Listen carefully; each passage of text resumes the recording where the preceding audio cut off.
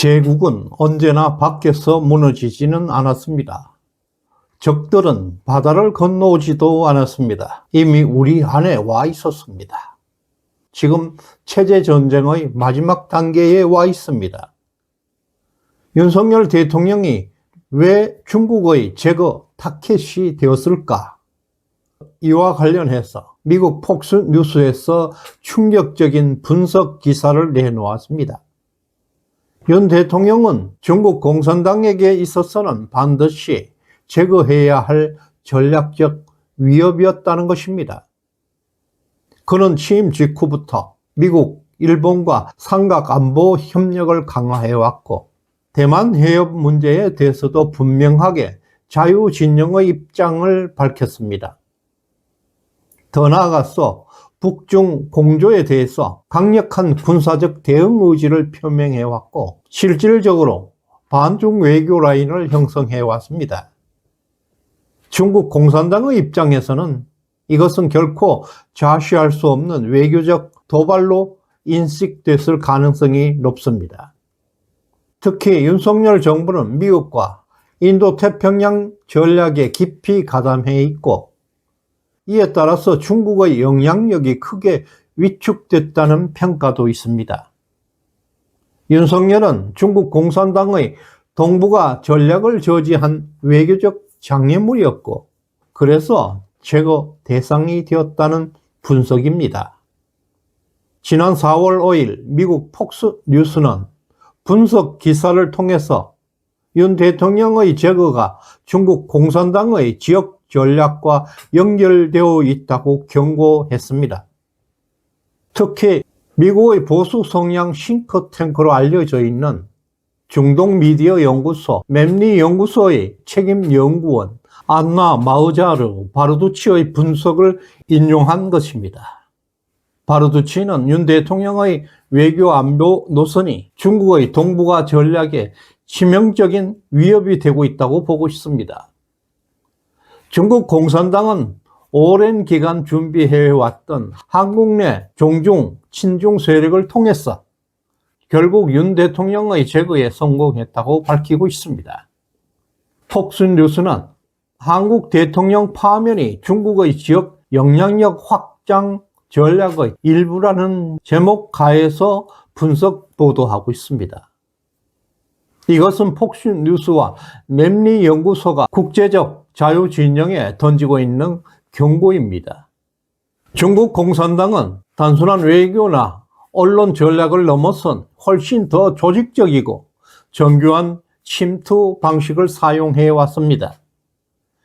맵리 연구소 바르두치 책임 연구원은 수년간 중국은 특정 성향의 정치인을 키워왔고 그들을 통해서 한국의 외교 노선을 바꾸고 한미 동맹을 무력화시켜왔다는 것입니다.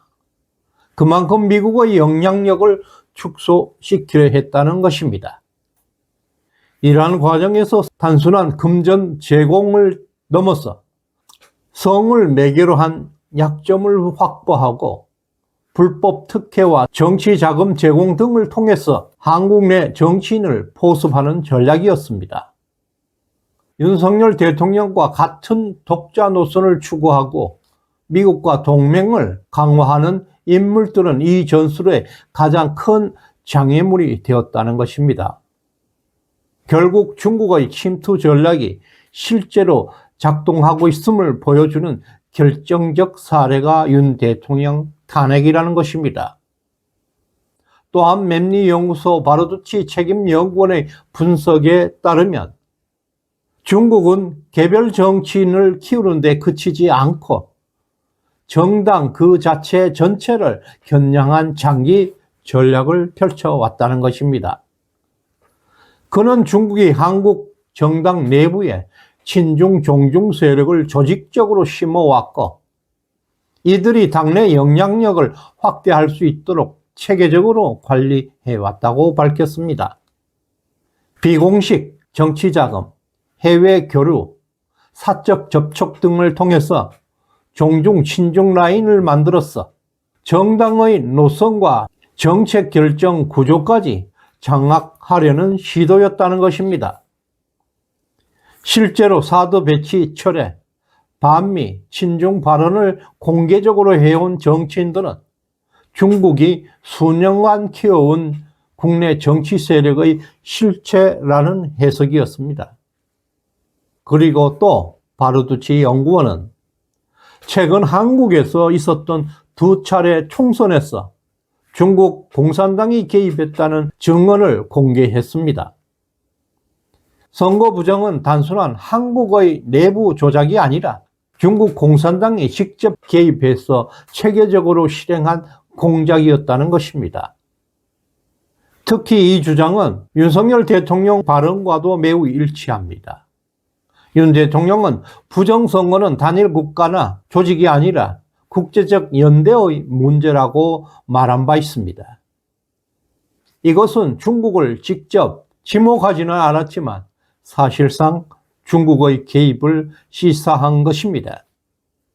실제로 2020년과 2024년 총선은 민주당의 일방적인 압승으로 끝났습니다. QR코드 조작, 사전투표 조작, 여론조사 조작 등 수많은 의혹들이 제기되어 왔습니다. 이것은 국내 특정 정당과 중국 공산당이 결탁한 부정선거로 헌정 질서 자체를 뒤흔들어 버리는 중대한 사건입니다. 입법부를 장악하고 사법부를 뒤흔들고 결국 대통령까지 제거한 것이라면 이것은 정권 교체라 할 수 없습니다. 정권 탈취이고 강탈입니다. 윤석열 대통령이 4월 4일 헌법재판소에 의해서 파면되자 중국 관영 방송들은 누구보다 빠르게 이것을 보도하면서 환영의 뜻을 드러냈습니다. 바르두치 연구원은 중국 공산당의 대외 선전 매체들이 이번 한국의 판결을 일제히 보도하면서 윤석열 대통령 제거를 사실상 중국의 외교 전략의 성과로 선전했다고 분석하고 있습니다. 윤석열 대통령은 길지 않는 집권 기간이었습니다. 그럼에도 대만 해협 문제, 인도 태평양 전략, 한미일 협력 강화, 사드 배치 등 중국의 전략적 이해관계와 정면으로 충돌하고 있는 강력한 한미 동맹을 구축해 왔습니다.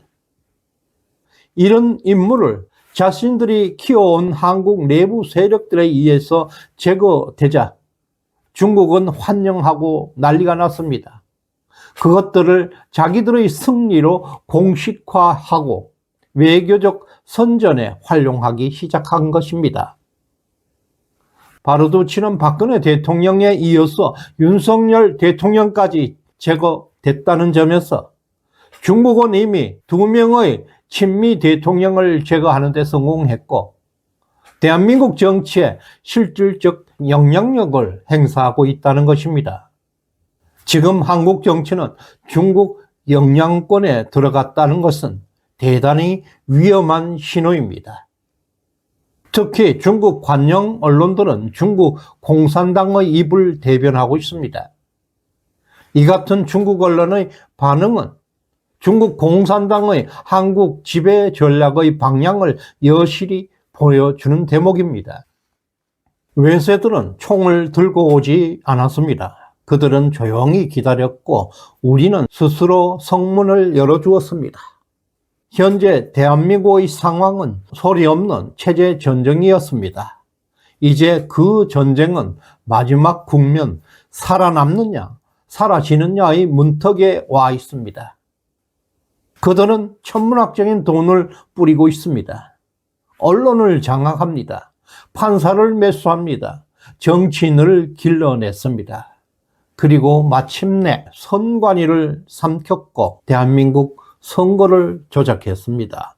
국회에는 최하류 인간들로 가득 채웠습니다. 2명의 보수우파 대통령이 자유를 지키려 했다는 이유로 탄핵당했습니다.